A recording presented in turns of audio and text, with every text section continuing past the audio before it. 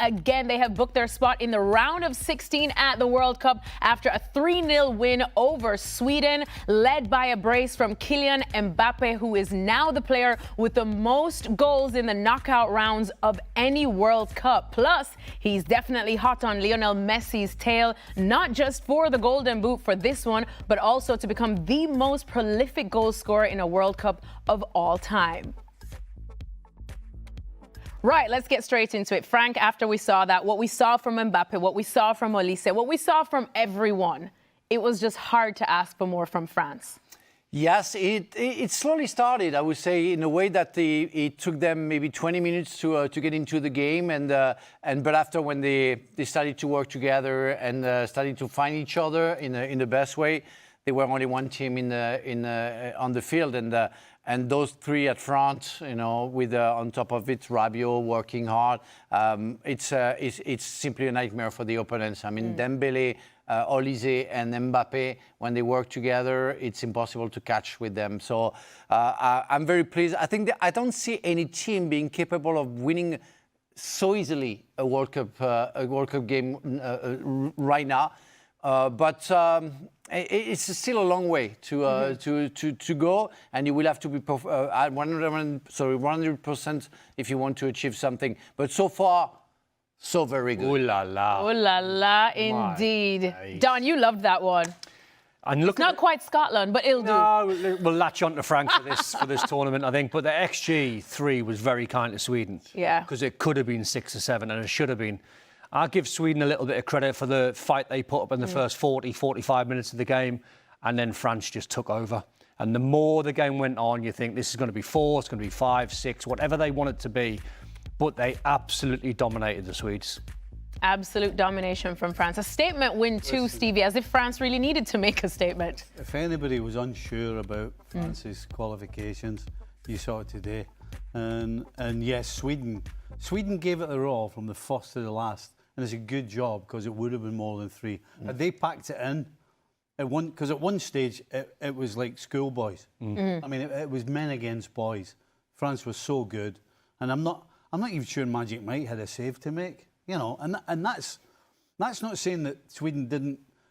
On a couple of occasions, Alanga was dangerous, wasn't he? Yeah, on a couple of occasions they got close, but they never quite managed to get in and on the end of it. The craziness for me is before the first goal, they started to produce, you know, actions, and they say hit the post, you know, offside, whatever it could be. I know what you're thinking. Yeah. The Olise bicycle kick. Yeah, Olise bicycle. But it's like it was like the Harlem Globetrotters, you know, where there is a show with kind of a suspense, but they know exactly what they're going to do, and then they destroy the opponent. It was a matter of time, wasn't it? Yeah. What you're talking about, we were all sitting thinking the same thing. It's a matter of time before they get the opening goal. Yeah. Because they were just so much in command. They were creating, and the fact that the woodwork got in the way a couple of times, and the goalkeeper made an incredible save with his feet. Yeah. But it really was a waiting game. You knew it was coming, and of course, eventually it did come. And surprise, surprise, it's Mbappé, dancing feet. I know it's Gyökeres he goes past, but a couple of superb touches that open everything up for him. And then he shoves it in the top corner, so no shock. And I want to talk about 2 specific players, and this probably won't surprise you. Of course, Kylian Mbappé and Michael Olise, they were brought off, but job was done by then. And then it was absolutely a flex from France to bring on the likes of Thierry and Mateta. Just unbelievable. We'll get to that in a bit. But Frank, 6 goals now for Kylian Mbappé in this World Cup, 5 assists already from Michael Olise in this World Cup. Can anyone stop them at the rate they're going? Right now? No, it's impossible. They are on their best of their fitness, on their cleverness, the technique that Olise is capable of showing. I mean, the pass on the assist for Barcola is thought like deeply in between the legs. It's not a nutmeg, but it's a real assist when he thinks about putting the ball in between the legs of the Swedish players to assist Barcola. It's absolutely fantastic. And of course, Mbappé, from the first ball that he touched, you say, ooh, he's in a very good mood. He's in a very good time, and he's gonna produce. And it's what happened. And those players are just geniuses, and Yeah. they're unstoppable when they are their best, and when they are supported by a great coach but great partners as well. They are at the top of their football, and they know exactly what they do. On the first goal, it's Olise who gives to Dembele, who gives to MBAPPÉ, and that's what it is. They know each other, they find each other, they look for each other.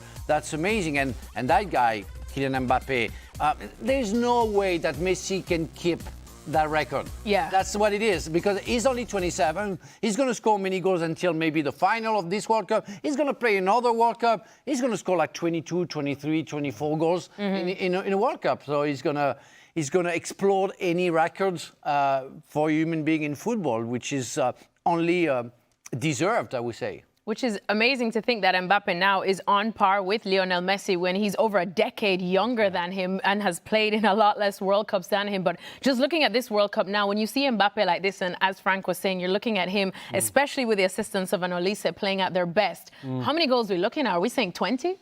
25 maybe? Yeah. Do you know the one thing I took away from the way he's started this World Cup, Kylian Mbappé, and I might be in the minority, he's playing with far more enjoyment for France than he does Real Madrid. Yeah.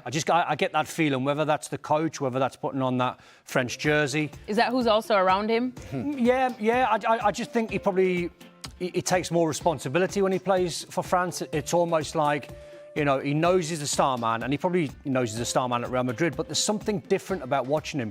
And that might be playing with Barcola or Doué or Olise and playing for Deschamps, who lets him play, and they put them in a structure. But you look at his goals and you think, this guy's going to be around for another decade. So the goals that he's going to score overall, he's a phenomenal player. Sometimes, and again, I might be in the minority, but sometimes when you're watching for Real Madrid, his attitude's not the same. It can be a little bit arms in the air, a little bit frustrated.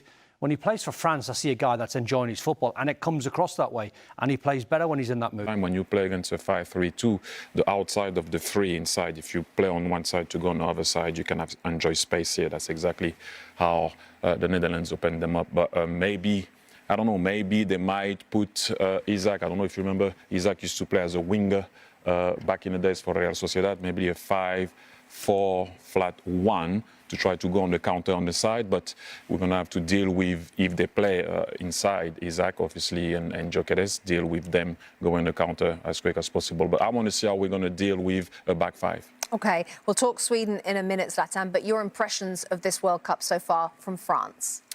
It's the best offensive team in the tournament. They have 2 players on 4 goals each. Every offensive player has scored, except from Olise, but he has 3 assists so far. So for him, if he doesn't score, he will bring that assist. And I haven't seen any weakness from France yet.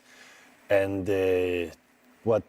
everything we're expecting them to do, they're doing. The only time where we see the opponent come in the game against France is when France is relaxing or they put the rhythm down. So I don't see them slowing down. They're going to continue, and for sure they're going to get better and better. But for sure the best offensive team in the tournament so far. It's difficult, Lex, to find a flaw, isn't it? Yeah, I mean, you could be nitpicking here or there, but there's quality all over the starting 11 and the second 11 and maybe even the third 11 at a certain point. But if you're going to think about going toe-to-toe with France, that's fine. This is not a Sweden team, and as most teams are, that can do that. So you have to play smart. And to your point, you're going to have to absorb pressure. I think there can be, at times, if I'm being nitpicky, maybe a loss of concentration and mentality when you always have the ball, when you're going forward, when everything is great, you got a nice, bottle of French wine and a cigarette and not a problem. Okay, well, you can get complacent and you can let things happen. It's not like they haven't let goals in this tournament. It doesn't faze them, but I think we're looking at a situation in terms of a mismatch here where Sweden is going to have to play that person. There is one thing that I thought during the game. I say Mourinho is watching the game, and he say, "Mr. Perez, can I get Olise, please?" Because that would be very I interesting. think Ole Hoeneß might have a thing or two to say about that. You'd have to rob a bank. They would have to rob a bank at this point. Yeah. Do you know the one thing I think we're forgetting? As great as Mbappé is and as magic as his total is going to be and as great as he is now, if you take Mbappé out of the French team, It doesn't matter. I think France will still win the World Cup. I don't think we're talking about Mbappé and Messi here. Yeah, sure. Yeah. I think if you take Messi out of Argentina, they ain't winning the World Cup. If you take Mbappé out of this team, they'll still win the World Cup. You just put Dembele as the false nine, you bring Doué in. Yeah, It's yeah. The depth is... And you have remarkable. Cherki, you have Mateta. I mean, that's incredible. right. The forward line is amazing, and we don't have any other national team who can cope with that. That's impossible. Well, we'll talk about who they have next in just a bit, but let's spare a thought for Sweden as well, because it was already going to be a miracle if they were to topple this France as well. But I feel like, Don, no shame in Graham Potter's Sweden out here. Do you know what? If you're going to go out of a World Cup, and we're not shoehorning Scotland back into this conversation, but you've got to do you've got to do it your way. And that's what Graham Potter did. Yeah. They had a go. They were trying to be in a shape. They were playing counter-attacking football. The slight weakness, I thought, was when Alanga was getting at Luka Dean, and he had him in the first 45 minutes. He had him on toast. So maybe that's it. That could be applied for someone else. But if you're going to go out and you're Sweden, you go, do you know what? Let's give it a real good go. There's every chance we're not going to win, but we'll try our best. And I'm not being condescending. They've done it their way. They had a go. And then there's no shame. You go on the plane, you go back home, and you go, we've been beaten by one of the best teams in the tournament, if not the best. So let's do it our way. Straight after Mbappé scored the first goal, Isaac has a great chance to score. So had he had scored, it would have been a different story maybe, because they would have put doubts on the French brains, and you don't know what in football a little detail can change everything. So I think they had 20 very good minutes in the beginning of the game, and they had that chance. So yeah, they can be, I would say, sad but proud of what they achieved during the World Cup. Steve, is that how you see it? What can Graham Potter take away from this? Well, I think he can take away that since Graham Potter's gone there, he's completely revamped them. Yeah. I mean, the team was an absolute shambles. Bottom of their group in the qualifying. Since he's taken over, he's turned them into a football team. He's turned them into a team that plays for each other and gives everything every time they step on the field, which is not what always happened. That's the quote. They need to have the game of their lives. So what will Graham Potter have been saying and focusing on these last few days? I think he has been focusing a lot in the defense. Since he took over Sweden, he's playing with a back five. Normally, Sweden doesn't play with a back five because we played with four and they always played with four. So since he took over, he changed that defense line and he has had success, especially in the playoffs. First game they played, they won good. Second, less good. Third, they took 1 point. That made them qualify for the round of 32. But today, I think he's focusing a lot on the defense. They need a good defense today to defend good, almost perfect, because they're playing against the best offensive team in the tournament. So less mistakes, focus on things you can do, and then punish France when they do mistake, if they will do a mistake, and do those counter-attack and try to score from there. But I think the defensive part today is the most important for Sweden. Don't focus too much on the offensive, more on the defensive, and then punish France when you get the chance. Okay, real quick. No, if I'm Sweden, I would have watched the game against Norway, the so-called B team of Norway, at a penalty, at a miss 1v1, and Asgard scored. So you have chances against France. So I will focus on that if I were. Before Graham Potter took over. All right, shall we talk about who France have next? And that is Paraguay. And I know what you're thinking. On paper, this looks like France, but Paraguay have proven that they are very capable of toppling what we would consider European superpowers. But Frank, is this the kind of... Whoa. By the way, Germany are former champions. When was the last time? You said France. 2014. When was the last? Still France. It still is France. But yes, from the Paraguay that we saw, even against Germany, Frank, we know that France will go at them. And one thing Paraguay know how to do is to sit back and to suffer. Sufriendo. They won't make it pretty. They'll make it annoying. Do you see France... I don't think they would lose, of course not. But do you see France getting even a little bit rattled? They can struggle. They have to score a goal very quickly. And that's going to be the end of the story Yeah. because Paraguay will have to go out, and that would be a disaster, I think. 98, we had to fight in the last 16s against Paraguay, and this is because of the golden goal of Laurent Blanc after maybe almost 2 hours that we went through. But it was a hard time, and Chilavert was really optimistic about the situation, maybe thinking about scoring the winning penalty in the penalty shootout. So that's something that I feel could happen because they're going to park the bus. They're going to wait for France to maybe open up or maybe not even, just waiting for the penalty shootout. And we're going to see maybe a 90% position for France. Oh, yeah. But as long as you don't score, Paraguay will still have hope. So we have to respect that team. They know how to defend. They know how to bend but not break, let's say. And that's going to be tricky. As long as France doesn't score the first goal, it's going to be a nightmare for France. Stevie? I don't think I share the sentiment of nightmare for France. No, me neither. A bit uncomfortable for France. Yeah, I think that's a little uncomfortable. Uncomfortable. France. Yeah. Maybe I was a bit too much. Yeah, look. Whatever. Uncomfortable be the night before. Yeah. Not uncomfortable during the game. Because the bed is not very But good. they can make it uncomfortable. Well, they can, but I mean, They won't. To kind of go back to when you were talking about Sweden, I mean, Frank was talking about a sort of half chance that Isak had, and there was a couple other wee chances. But the reason they didn't worry Mignon in goal is because defensively, somebody was close enough to put them off. Somebody was there to either block it or make them go to the right when they wanted to go to the left. So we're talking about a side that not only are they dynamite going forward, my goodness, they're solid. The USA beat them by 4, didn't they? Paraguay?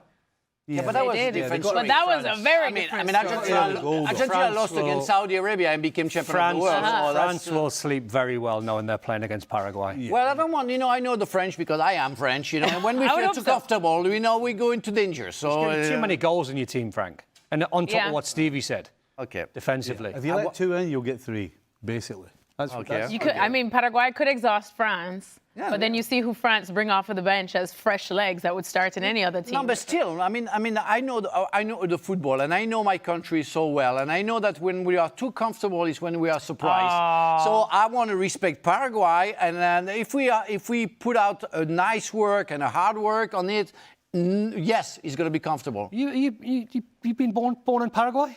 You're selling the Paraguay dream, eh? I mean, I'm not, but I'm just bigging up my fellow Latinos, I have to. But Frank knows I love me some France. I could sit down and watch Olise with a bag of popcorn all day, every day. By the way, he might not even start.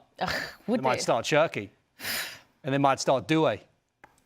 No, Would you like that? No, he's going to start. You've got to have. They've got too much I mean, the only one might not start will be Barcola, but Olise and MBAPPÉ, Yeah. I think that the 2 first names that Deschamps is putting on the list. So no, I think Doué might play, but I don't know what happened to him. Maybe he's a bit injured. I didn't know that, but otherwise he would have played. But Barcola, come on. It would be the biggest upset in World Cup